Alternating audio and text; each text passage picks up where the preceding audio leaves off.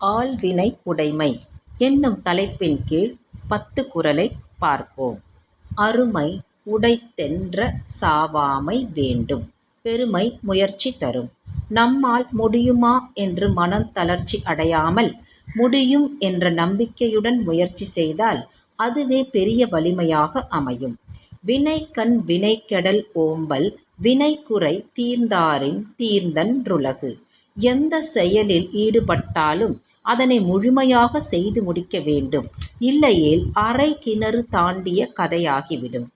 தாளாண்மை என்னும் தகைமைக்கண் தங்கிற்றே வேளாண்மை என்னும் செருக்கு.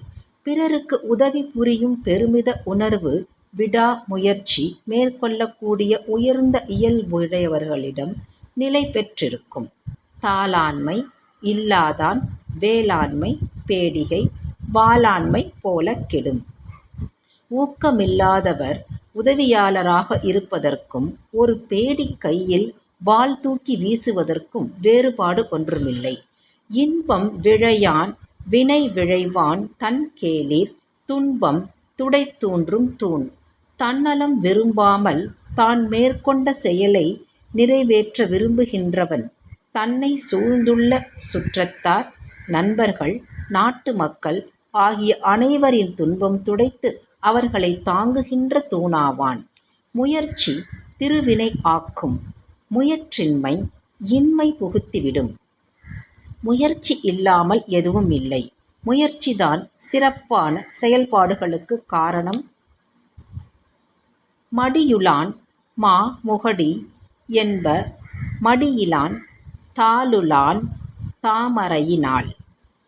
திருமகள் மூதேவி எனப்படும் சொற்கள் முறையே முயற்சியில் ஊக்கமுடையவரையும் முயற்சியில் ஊக்கமற்ற சோம்பேறியையும் சுட்டிக்காட்ட பயன்படுவனவாகும். பொறியின்மை யார்க்கும் பழியென்றறிவரின் தாழ்வினை இன்மை பழி. விதிப்பயனால் பழி ஏற்படும் என்பது தவறு. அறிய வேண்டியவற்றை அறிந்து செயல்படாமல் இருப்பதே பெரும் பழியாகும். தெய்வத்தான் ஆகாதெனினும் முயற்சி தன் மெய் வருத்த கூலி தரும்.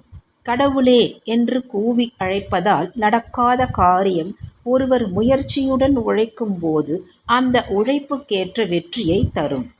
ஊழையும் உப்பங் காண்பர் உலரை வின்றி தாழா துஞற்று பவர்.